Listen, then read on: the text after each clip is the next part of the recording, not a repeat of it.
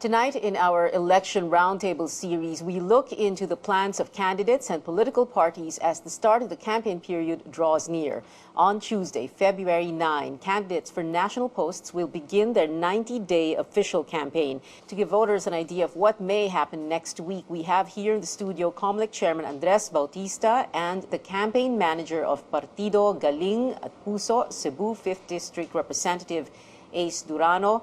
We did invite the campaign managers of all the political parties representing the presidential and vice presidential candidates, but those who could not make it gave us their statements instead, which we will read to you later on in the show. Let's first ask COMELEC Chairman Bautista to give us the important rules to remember during the campaign period. Let's begin, sir, Chairman Bautista, with campaign materials like posters and tarpaulins. Well, Pia, we have the Fair Elections Act, Republic Act 9006, which provides for what the lawful campaign materials would be. And again, there were implementing rules that were promulgated by the COMELEC last week. So we advise the candidates to please strictly follow those rules. We did sign an MOU with the DPWH, the MMDA, and of course our PNP, to ensure that the provisions of the Fair Elections Act are implemented. So you have specific measurements for posters? Specific measurements and also areas where the posters are where you can, yes, and there are common poster areas that will be set forth in each municipality.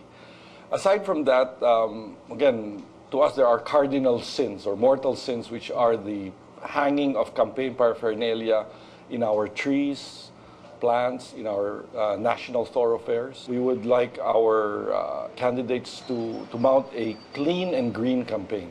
But I remember seeing on social media, you know, in the last 2 weeks, people sending in photos to COMELEC saying, yung parang nagsusumbong, o tingnan nyo to, wala sa whatever, no, mga poster areas. And then COMELEC replying and saying, if it is within private property, then that's all right. Yes and no. Kasi nga, there was a case decided, it's the Bishop of Bacolod case. Ito yung Team Patay versus Team Buhay, wherein the Supreme Court said that if you're a private property owner, then you should have the ability to be able to express your preferences in respect of candidates that you would like to vote for. Mm-hmm. However, there are also restrictions in terms of the size. So that is the thing that they will have to look at. Let's go first to Tri Media. Advertisements on television, for example, you have that 120-minute limit.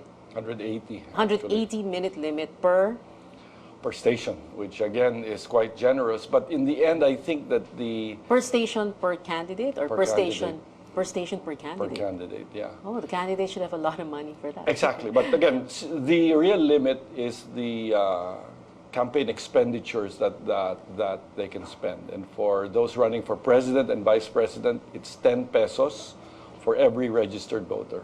So we have 54.3 million registered voters, so I would say roughly 543 million is the maximum amount that they can spend. No? Mm-hmm. But as you know, there already have been campaign ads that have been airing for the past several months.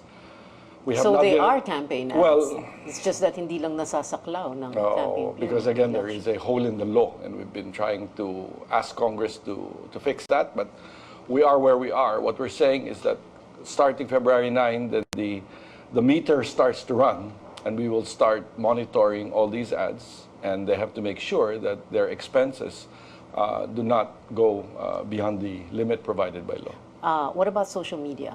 That is, again, I'd say a greenfield area in the sense that it is regulated insofar as if social media charges a candidate something, then that has to be reported to the COMELEC.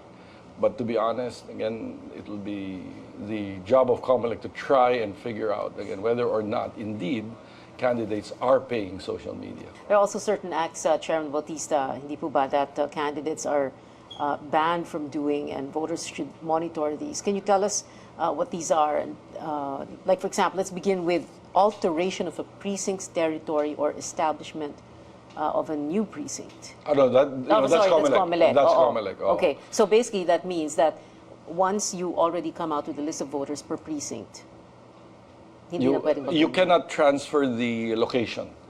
But that also comes into play March 25, which is the start of the campaign period for local candidates as opposed to national candidates. Yeah, and why is that important? Why can't the COMELEC just transfer precincts? Because it can be a mechanism by which, again, it will favor a particular candidate. So, again, in accordance with the law, the limit is 45 days before, and therefore we have to finalize the location of our polling precincts. Okay. We've already finalized more or less the names of those who constitute a polling precinct, and we're trying to cluster them so that no one clustered precinct has more than 800 voters. There are important dates to remember, sir. So you have of course, the campaign period Feb 9 to May 8, but you have campaign period for the local. Right, which is March 25 to May 8. All right, and then local absentee voting, there is a period within which the applications must be sent in, right? That's correct. Again, this is for media, members of the Philippine National Police, for the armed forces. Those who need to work on election day, there is a provision that allows them to vote beforehand. I think the voting for local absentee is on April 26 and 27. All right, and then overseas absentee voting, of course, that's a longer period. That's a longer period. It starts on April 9th. April 9th. So they're okay. given 1 month to cast their votes. And here we're very pleased that the number of registered overseas Filipinos has increased twofold, from around 700,000 to about 1.4 million. But we're hoping also that the turnout will be better, because in 2013 the turnout was only about 16%. 16%. But now we're trying to make it easier. You know, one of the ways by which they can vote is through postal voting for certain areas, Postal, like the meaning they can United States, that their ballots will be mailed to them, and that they can mail mail back it back. their votes. Oh. Okay, with all the election regulations, we want to know the election plans of Senators Grace Poe and Poe-Escudero's team. Ace Duran, of course, here with us. Reports say your campaign will be, well, you've been quoted as saying that your campaign will be exciting and positive. That's right. What do you mean by positive? Well, in various meanings of the word. Positive because we'll be talking about the vision of the administration of Senator Grace, given the chance to lead and serve. Positive in the sense that we believe that as the campaign progresses, the decision of the Supreme Court will be favorable. So just positive. Are you saying that you will not have a black ops or dirty tricks That's department, or at least not that you or Senator Grace will know of? Well, basically right now, the campaign is just headquartered in one office. Everybody is there. I know who's doing what, and there's no black ops. Okay. Okay. You don't feel the need na tirahin ang kalaban or karibal ni Grace Poe? No, there's always that temptation, right? Especially when negative ads are coming out now against Senator Grace. But she's very adamant that let's just continue to spread her vision and her message. Okay. Are you guys on like tenterhooks? Are you waiting with bated breath? Are you holding your breath habang wala pang decision ng Supreme Court? Well, you know, we're not denying that, you know, it's there. But again, as far as the campaign is concerned, the 90 days is all planned out. The theme is about Gobyernong May Puso. And that will be the theme of the speeches and all the materials that will be coming out, of course, in compliance with the COMELEC rules. When you say you've got the 90 days planned out, so 90-day campaign period, you planned it all out. What if there is a decision from the Supreme Court that is not favorable for Grace Poe? Have you planned out the scenario for that? An exit scenario, for example, an exit strategy? Well, because the campaign is handling the presidential, vice presidential, and the senatorial. So if ever there is that unfavorable decision, then the campaign continues, because there is still the vice presidential and the senatorial candidates. Okay. Where will the two senators be on February 9, Right. Tuesday? It was agreed yesterday that it will be Mayor Rex that will do the announcement, so I have to Oh, okay. be But, true to but that. yeah, he said Plaza Miranda. Yeah, it daw will be in because Plaza of, Miranda, oo. that's right. And what are you going to offer? I mean, what's the program going to be like? But the theme, well, this will be the first time that all the candidates will be giving meat to the theme Gobyernong May Puso. And each candidate will be just given 5 minutes, except for Senator Grace, who will have 10 minutes. And that will be the theme of the speeches. And there will be, of course, intermission numbers by national performers. Which performers? Can you tell us, or is that a secret also? I think it's best if you're just seeing. Yeah, okay. But have you factored in plans for, the monstrous traffic jam that is most probably going to happen there? That's right. This is one of the main instructions of Senator Grace, that the road should not be closed. So we've been coordinating with the City of Manila as well as the PNP, and the most will be one lane will be closed due to the overspill of supporters. Okay, from another presidential candidate, Senator Miriam Defensor Santiago, like we said, we invited everybody here. We hear she will give priority or prioritize campus speeches.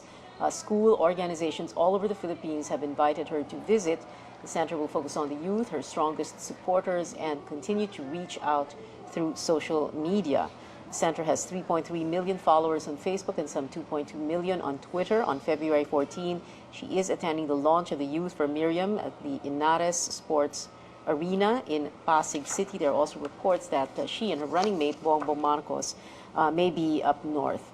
As for PDP Laban's Team Duterte Cayetano, the official campaign begins in Tondo, Manila on February 9. It will use all forms of mass and social media as well as traditional communication to reach more voters here and abroad to help effect, as they say, reforms in the country's political culture. The two promise to discard old practices like mudslinging and vote buying. They say they will adopt new styles and forms of campaigning. For Vice President Jejomar Binay and his running mate, Senator Gringo Onasan, we were told that they will be having a big rally at Welfareville in Mandaluyong, where thousands of residents live in slum areas. We also tried to get a statement from the Rojas Robredo team. Reports say they will kick off their campaign in Rojas City in Capiz and in that area. Another presidential candidate, Roy Señeres, has already been reported to have withdrawn from the race, although we did also reach out to his camp requesting for his plans, but then no need for that anymore. Final words, Chairman Bautista and Congressman Durano. Well, again, the slogan that the COMELEC has adopted for the 2016 Pilipinas elections is tamang pagboto, tamang pagbilang. Na ang tungkulin ng bawat botante ay bumoto ng tama. Ang responsibilidad naman ng COMELEC ay bumilang ng tama.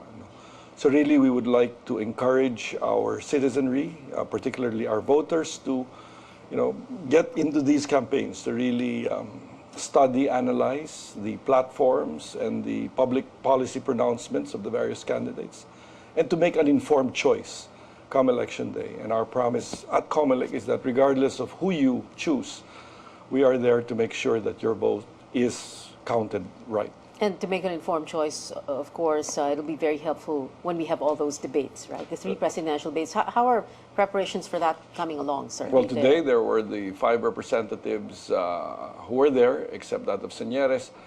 Interestingly, the representative of Senator Santiago, who was the foremost proponent of the debate, said that he still had to consult his client in respect of participation. But I would think that probably all 5 will be there. All right. And Roy Señeres, of course, having withdrawn, that's going to impact on the ballot printing or what? How's it going to happen? No. It's gonna happen Again, in now. Wala fact, na we problema. are thankful that if ever he has withdrawn, that would minimize any impact on our preparations. We can easily take out his name. And during the debate meeting today, in fact, some of the candidates were hoping that they would get more time. So if there are 5 instead of 6 candidates, then perhaps they will be given more time. Did Mr. to Señeres, speak. by the way, send feelers to you that he was going to be withdrawing today? Not to me, but the media that is covering COMELEC was sort of like telling me to expect that he was going to come. I get a lot of news from media within COMELEC. Yeah. Okay, and Congressman Ace Durano? But Final. we're looking forward to an exciting and positive campaign. And of course, one less rival. That's right. That's right. Yeah, okay. We always look forward to that as well. Yeah, and of course, Grace Poe and Poe-Escudero, the 2 senators, will be present in all the debates, right? Yes, that's right. In fact, in our calendar of activities, what has been fixed is just the 2 rally days a week, and the rest have been left open for the debates as well as the invitations, provincial invitations. At wala naman kayong issues, at least your team, Team GP, wala kayong issues sa mga sa debates? No issue so far. All right. None so far. Not so far. Stay tuned na lang. Thank you very much for being here, Congressman Ace Durano and Chairman Andy Bautista of the COMELEC. Thank you, sir, for being here. And thank you for coming to this election roundtable.